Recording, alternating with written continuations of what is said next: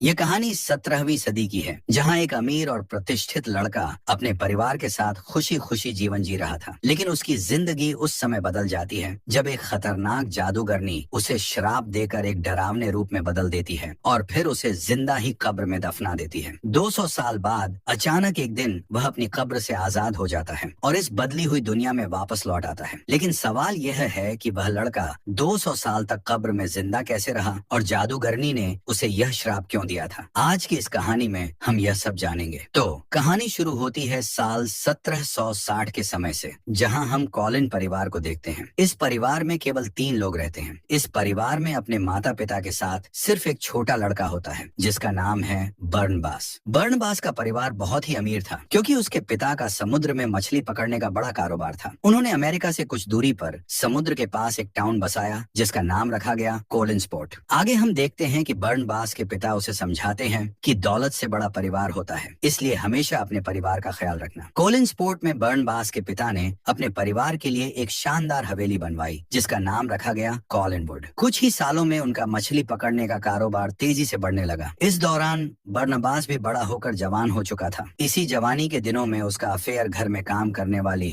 Angelic नाम की एक नौकरानी से हो गया। फिर एक दिन एंजेलिक बर्नबास से कहती है, मैं तुमसे बहुत प्यार करती हूँ और अब शादी करके पूरा जीवन तुम्हारे साथ बिताना चाहती हूँ। लेकिन बर्नबास शादी करने से मना कर देता है। इस बात से गुस्सा होकर एंजेलिक बर्नबास को अकेला कर देने के लिए काला जादू करती है और उसके माता पिता के ऊपर हवेली की एक मूर्ति गिराकर उनकी जान ले लेती है। बर्नबास को एहसास होता है कि यह कोई हादसा नहीं था बल्कि काला जादू था, इसलिए वह खुद काले जादू की किताबें पढ़ने लगता है। कुछ दिन इसी तरह बीत जाते हैं और इसी दौरान बर्नबास को अपना सच्चा प्यार मिल जाता है जिसका नाम होता है जोसेट। लेकिन बर्नबास और जोसेट का प्यार देखकर एंजेलिक यह बात सहन नहीं कर पाती। वह फिर से काले जादू का सहारा लेती है और जोसेट को अपने वश में कर लेती है। इसके बाद हम जोसेट को देखते हैं जो एंजेलिक के वश में आकर एक ऊंची चट्टान पर चली जाती है। बर्नबास के वहां पहुंचने से पहले ही वह चट्टान से कूदकर अपनी जान दे देती है। अपने प्यार को इस तरह अपने सामने मरता हुआ देखकर बर्नबास भी उसी चट्टान से नीचे कूद जाता है। लेकिन इतनी ऊंचाई से गिरने के बाद भी बर्नबास नहीं मरता क्योंकि एंजेलिक ने उसे श्राप देकर एक वैम्पायर यानी पिशाच बना दिया था ताकि वह हमेशा अपने दुख के साथ जिंदा रहे। अब एंजेलिक को यकीन हो गया था कि बर्नबास को हराने का कोई और तरीका नहीं है, इसलिए वह गांव वालों को भड़काकर बर्नबास को पकड़वाती है। गांव वाले उसे एक ताबूत में बंद कर देते हैं और जमीन में दफना देते हैं और इसी तरह 200 साल बीत जाते हैं। इसके बाद हम 1972 का समय देखते हैं जहां विक्टोरिया नाम की एक लड़की ट्रेन से कोलिंसपोर्ट आ रही होती है। फिर वह एक गाड़ी से लिफ्ट लेकर कॉलिनवुड हवेली पहुंचती है। वहां पहुंचने के बाद बिल्ली नाम का एक नौकर उसके लिए दरवाजा खोलता है। अब यहाँ विक्टोरिया को घर की दीवार पर बर्नबास की एक तस्वीर दिखाई देती है। इसे देखकर वह बिल्ली से पूछती है,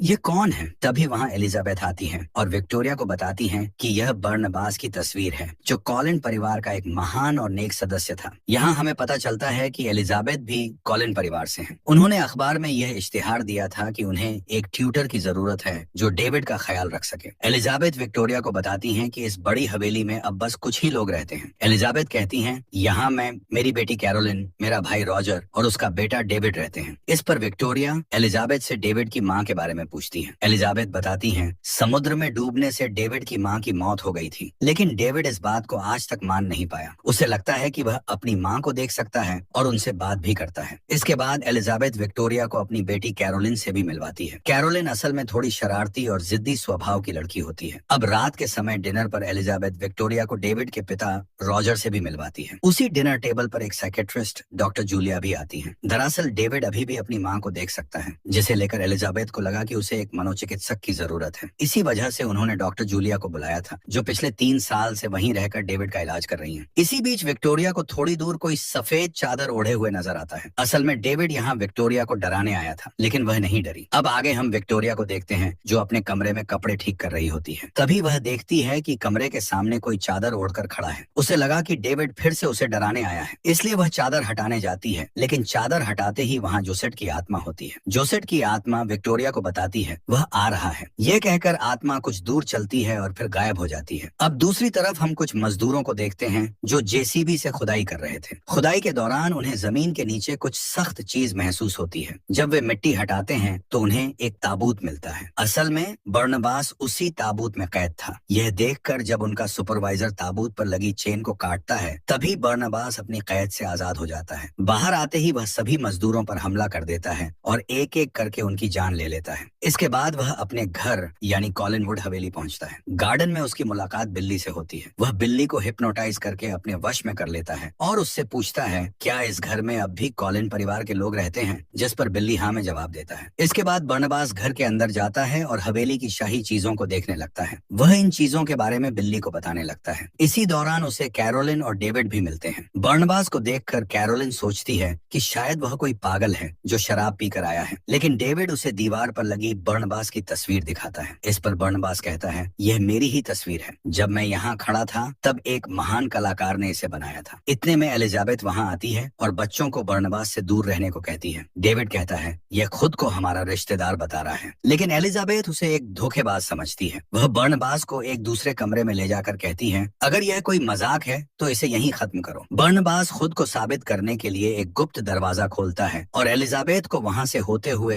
एक खुफिया तहखाने में ले जाता है। इस तहखाने के बारे में एलिजाबेथ को अब तक कुछ भी नहीं पता था, जहाँ बहुत सारे हीरे और जवाहरात रखे हुए थे। यह सब देखकर एलिजाबेथ एकदम से हैरान हो जाती है और उसे यकीन हो जाता है कि बर्नबास कोई और नहीं बल्कि कॉलिन परिवार का बेटा है। अब बर्नबास एलिजाबेथ से कहता है कि वह वैम्पायर है और उसे यह भी बताता है कि मैं इस परिवार के किसी भी सदस्य को नुकसान नहीं पहुंचाऊंगा। इसके बाद हम पूरे परिवार को डिनर टेबल पर देखते हैं, जहां एलिजाबेथ सबको बताती है कि ये हमारे दूर के रिश्तेदार हैं। इसी दौरान डॉक्टर जूलिया वहां आ जाती हैं, तो एलिजाबेथ बर्नबास से उसकी पहचान करवाती है। इसके बाद बर्नबास अपने मछली पकड़ने के कारोबार के बारे में पूछता है, तो एलिजाबेथ बताती हैं हमारा कारोबार तो लगभग बर्बाद हो चुका है, क्योंकि एंजेलिक नाम की एक औरत ने मछुआरों से डील करके हमारे बिजनेस पर कब्जा कर लिया है। इस पर बर्नबास कहता है अब मैं आ गया हूँ तो फिर से बिजनेस को टॉप पर ले आऊंगा। इसी बीच विक्टोरिया वहाँ आ जाती है और उसे देखते ही बर्नबास उसे जोसेट कहकर बुलाता है, क्योंकि अचानक उसे ऐसा महसूस होता है कि जोसेट फिर से आ गई है। दरअसल विक्टोरिया की शक्ल बिल्कुल जोसेट से मिलती थी। फिर दोनों एक दूसरे से बात करते हैं और विक्टोरिया अपना परिचय देती है। इसके बाद हम एंजी को देखते हैं, जो असल में वही एंजेलिक है जिसने बर्नबास की जिंदगी तबाह कर दी थी। फिर काला जादू करके वह खुद एक चुड़ैल बन गई और अपना नाम बदलकर 200 सालों से जिंदा रही। इसके बाद वह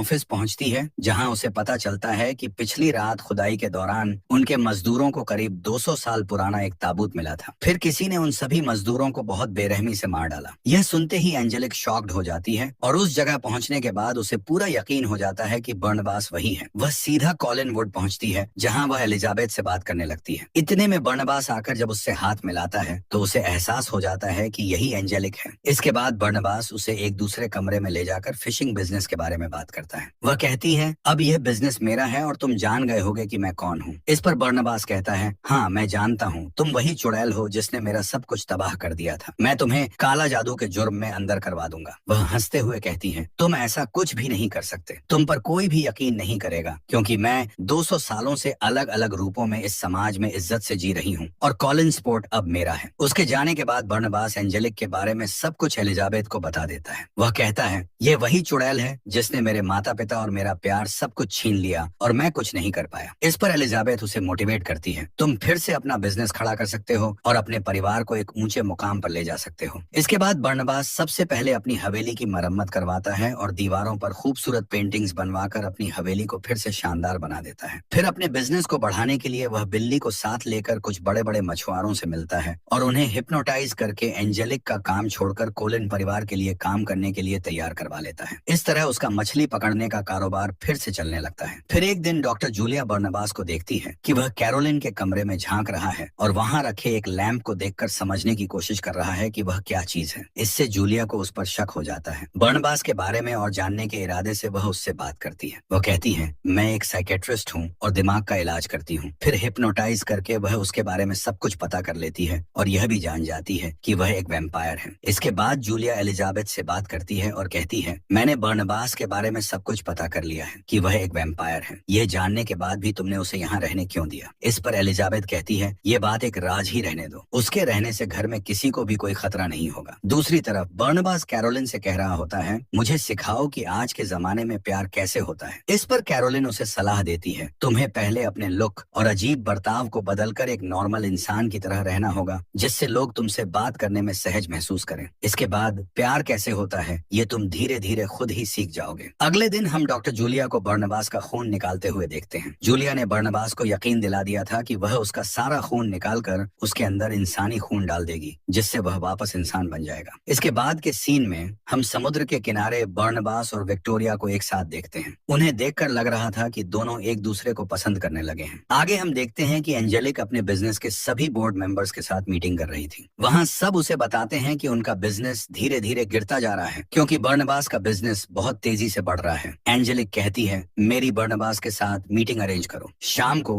वह बर्नबास से मिलती है और उसे एक चेक देते हुए कहती है, ये पैसे लेकर फिशिंग बिजनेस छोड़ दो। लेकिन बर्नबास ऐसा करने से मना कर देता है। तब एंजेलिक उसके पास जाकर उसे मनाने की कोशिश करते हुए कहती है, हम दोनों साथ में मिलकर बिजनेस चलाते हैं। लेकिन बर्नबास फिर भी तैयार नहीं होता। वह कहता है, जो तुमने मेरे साथ किया वह मैं कभी नहीं भूल सकता। इधर विक्टोरिया को रात में एक सपना आता है, जिसमें वह अपना बचपन देखती है। असल में बचपन से ही उसे जोसेट की आत्मा दिखाई देती थी और वह उससे बातें भी किया करती थी। लेकिन उसके माता पिता उसकी इस बात को समझ नहीं पाए और उसे पागल समझकर मानसिक अस्पताल भेज दिया। तभी उसकी नींद खुल जाती है और वह अपने सामने जोसेट की आत्मा को खड़ा देखती है। इसे देखकर वह आत्मा के पीछे पीछे चलने लगती है। आत्मा हवेली में लगे झूमर के ऊपर जाकर ठीक उसी तरह कूद जाती है जैसे उसने आत्महत्या की थी। अगले दिन बर्नबास सबकी सहमति से घर में एक पार्टी रखता है, जिसमें वह शहर के कई लोगों को आमंत्रित करता है। पार्टी के दौरान बर्नबास देखता है कि डेविड एक कमरे के बाहर खड़ा है और कहता है कि उसके पिता ने किसी को अंदर जाने से मना किया है। यह सुनकर बर्नबास समझ जाता है कि अंदर कुछ गड़बड़ हो रही है। जब वह कमरे की खिड़की से लटक कर अंदर झांकता है तो देखता है कि डेविड के पिता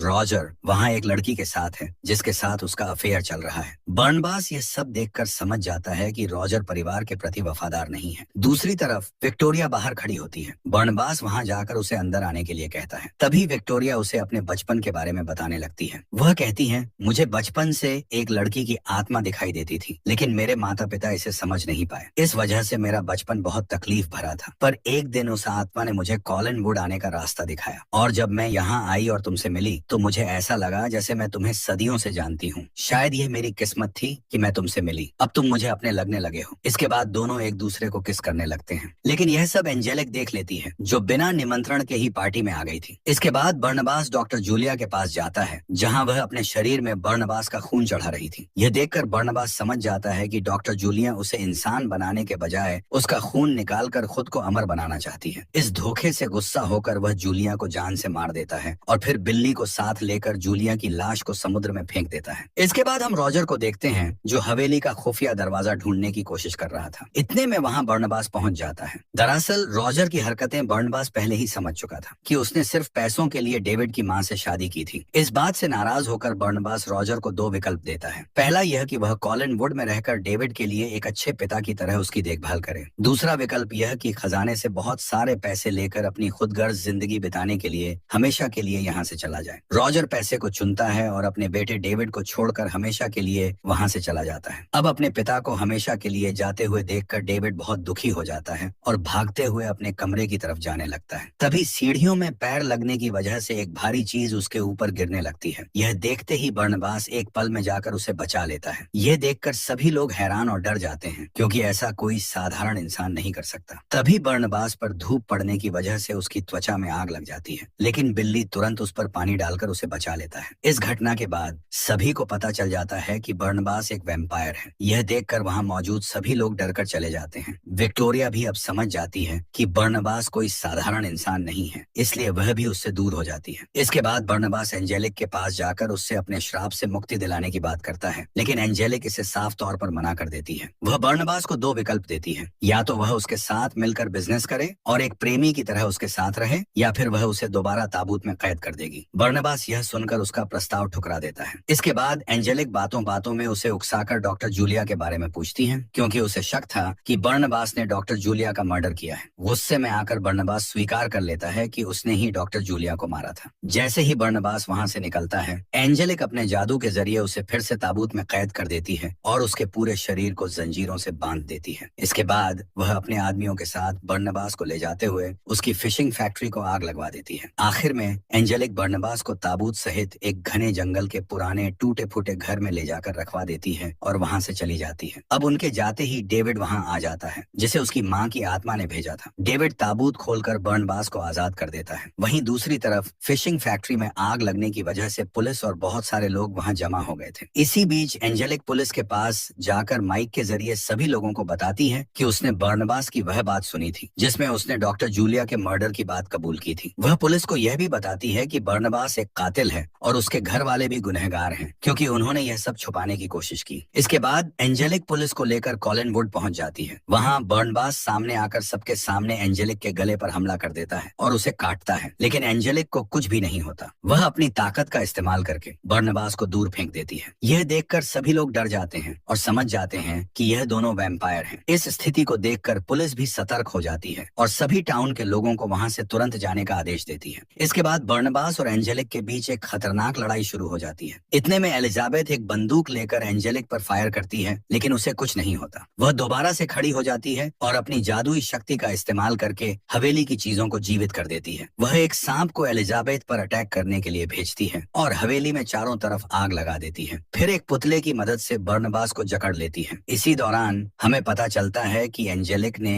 अपनी जादुई शक्तियों से कैरोलिन को एक खूंखार वुल्फ में बदल दिया था। कैरोलिन सामने आकर एंजेलिक पर टूट पड़ती है और उसे मारने की कोशिश करती है, लेकिन एंजेलिक अपनी ताकत से उस पर भारी पड़ती है और कैरोलिन को मारकर बेहोश कर देती है। इसके बाद एंजेलिक बर्नबास के पास जाकर उसे मारने वाली होती है। वह कहती है, मैंने तुम्हारा सब कुछ तबाह कर दिया और डेविड की माँ डूबकर नहीं मरी थी, बल्कि मैंने ही उसे मारा था। तभी वहाँ डेविड आकर कहता है, उसे छोड़ दो, नहीं तो मेरी माँ तुम्हें मार डालेगी। इसी दौरान हम देखते हैं कि डेविड की माँ की आत्मा सामने आती है और अपनी शक्ति से एंजेलिक पर हमला कर देती है। एंजेलिक बड़े से झूमर से टकराकर गिर जाती है। इसके बाद बर्नबास भी उस पुतले की जकड़ से छूट जाता है और सबको बाहर जाने के लिए कहता है। फिर वह एंजेलिक के पास जाता है और उसे समझ आता है कि एंजेलिक जैसी चुड़ैल का अंत इस झूमर के टूटने से होना था। अब देखते ही देखते एंजेलिक की मौत हो जाती है। दूसरी तरफ हम विक्टोरिया को देखते हैं जो उसी चट्टान की ओर जा रही होती है जहाँ से गिरकर जोसेट ने आत्महत्या की थी, क्योंकि वह जान चुकी थी कि बर्नबास एक वैम्पायर है और एक साधारण इंसान और एक वैम्पायर कभी एक नहीं हो सकते। अब बर्नबास उसे ढूंढते हुए जल्दी से उस चट्टान पर पहुंच जाता है और गिरने से पहले उसे पकड़ लेता है, पर वह कहती है, हम दोनों कभी भी एक नहीं हो सकते क्योंकि मैं एक साधारण इंसान हूँ। अब एक ही रास्ता है, तुम मुझे भी अपनी तरह वैम्पायर बना दो। लेकिन बर्नबास इस बात के लिए राजी नहीं होता। इसके बाद विक्टोरिया उस चट्टान से नीचे गिर जाती है। उसे बचाने के लिए बर्नबास उससे पहले उसे काट लेता है, जिससे विक्टोरिया नीचे गिरने के बाद भी नहीं मरती, बल्कि वह भी एक वैम्पायर बन जाती है। अब ये दोनों एक दूसरे को देखकर खुश हो जाते हैं क्योंकि दोनों एक जैसे हो गए हैं और हमेशा एक साथ रहेंगे। कहानी के आखिर में हमें समुद्र की गहराई में डॉक्टर जूलिया की लाश दिखाई जाती है, जिसकी आंखें खुल जाती हैं क्योंकि बर्नबास ने उसे काट कर मारा था, जिससे वह भी एक वैम्पायर बन चुकी थी। और इसी के साथ कहानी यहीं पर खत्म हो जाती है। दोस्तों, उम्मीद है कि यह कहानी आपको पसंद आई होगी। मिलते हैं आपसे एक और मजेदार कहानी के साथ।